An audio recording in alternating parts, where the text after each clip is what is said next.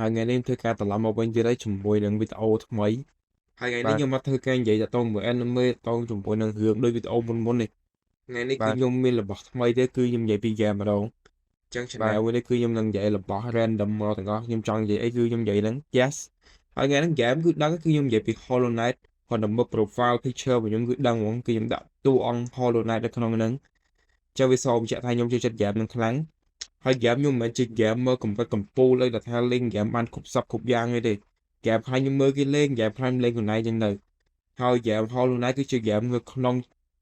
ចំណោម game ជាច្រើនដែលខ្ញុំលេងខ្លួនឯងហើយគាត់ថាសប្បាយលេងខាងមែនទេចឹង game Hollow Knight ពេលខ្ញុំមើលដំបូងគឺខ្ញុំគាត់ថាជា game មួយថាអូខេក៏ឃើញតួអង្គទូចមួយក៏ឃើញពិភពវាត្រឹមអូខេសម្រាប់ខ្ញុំទេខ្ញុំគឺគេលេង platform លេងអីចឹងទៅប៉ុន្តែពេលខ្ញុំលេងខ្លួនឯងមិនដឹងថា game វាសប្បាយលេងយីមែនតើតាក់ទងជាមួយពិភពនៅក្នុង Hollow Knight ហ្នឹងហើយគេហៅគេ Hollowness ហើយតាក់ទងជាមួយនឹងតួអង្គ The Knight យើងហ្នឹងគឺខ្ញុំគាត់ថាគួរឲ្យចាប់អារម្មណ៍ហើយប្រហែលខែមុនគេទៅបញ្ចេញអីគេ Hollow Knight Silk Song ដែលជាមិនជា sequel មិនដែរជា sequel ជាអីទេគឺសាច់រឿងវារៀងបតែកណ្ដាលដូច sequel ទៅកាន់ game Hollow Knight ហ្នឹងដែលយើងធ្វើការនឹងនិយាយនៅវីដេអូក្រោយទៀត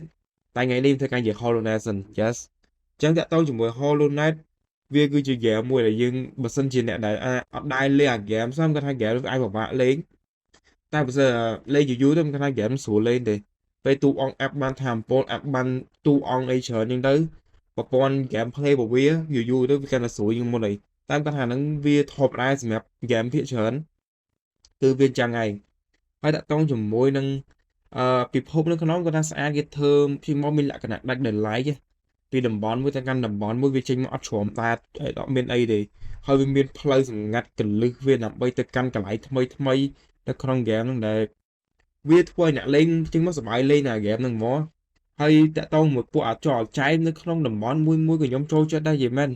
តំបន់ផ្សេងគឺមាននៅកន្លែងប្លែកកន្លែងដែលយើងមើលមកគឺដាក់ចិត្តចូលអារម្មណ៍ជាមួយយកហ្មង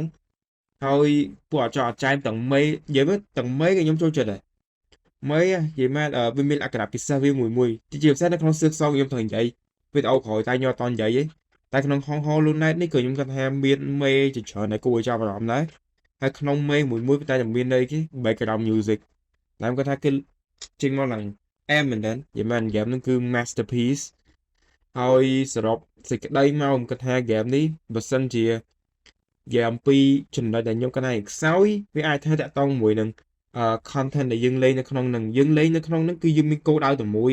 គឺធ្វើម៉េចឲ្យចប់ game ហ្នឹងចូលដល់វាយមេអត់ចប់ប៉ុណ្ណឹងវាមានថា side quest ឲ្យយើងទៅធ្វើអានេះធ្វើអានេះឯងហើយបើយើងចូលទៅកន្លែងណាមួយអញ្ចឹងទៅ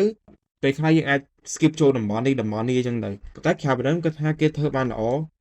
ដែលវាជាពិភពមួយដែលគេធ្វើមកគួរចាប់អារម្មណ៍ហើយមិនតាក់ទងមួយពួក bugs ពួកអីហ្នឹងដែលខ្ញុំគាត់ថាលយមែនតើ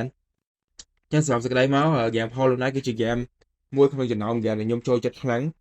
ហើយ game ណាហើយខ្ញុំរេតគឺខ្ញុំឲ្យប្រហែល9លើ10ដោយសារ game នេះគឺខ្ញុំគិតថាលយទាំងពិភពដែលគេលេងទាំងតួអង្គមួយទាំង play ដែលគេដាក់ហ្នឹងហើយជាភាសាកន្លែងការគូរបស់គេនិយាយមែនតែកន្លែងគូរបស់គេមួយគឺគេគូមកស្អាតមែនតើគេគូមកវាមិនថាលយខ្លាំងណាស់ណាប៉ុន្តែវាផ្ដល់អារម្មណ៍មួយថាចេញមកដែលយើងជ្រាបមួយវាយីមែនហើយបើតាក់តងមួយចុងក្រោយទៀតបើតាក់តងជាមួយសាច់រឿងគាត់ថា game ដល់សប្តាហ៍លើសាច់រឿងឯងប៉ុន្តែបើសិនយើងអាចចាប់ទៅលើចំណុចសាច់រឿងហ្នឹងបានគឺគាត់ថាកាន់តែសប្បាយលេងជាងហ្នឹងទៀតមេមួយមេខ្លះគឺពាក់ព័ន្ធជាមួយសាច់រឿងមេខ្លះទៀតនឹងជាវាយចោលទៅប៉ុន្តែខ្ញុំគាត់ថាសាច់រឿងវាគេមិនជាចំណុចគោលទេចំណុចគោលវាគឺដែលខ្ញុំនិយាយមុនហ្នឹងអញ្ចឹងគឺពិភពវាគឺមហាសែនគួរចាប់អារម្មណ៍យីមែនអញ្ចឹងវីដេអូមានតែប៉ុណ្្នឹងទេចាំជួបគ្នានៅវីដេអូក្រោយអញនិយាយពី game anime ផ្សេងទៀតឬក៏ប្រធានបទផ្សេងទៀតអញ្ចឹងsee ya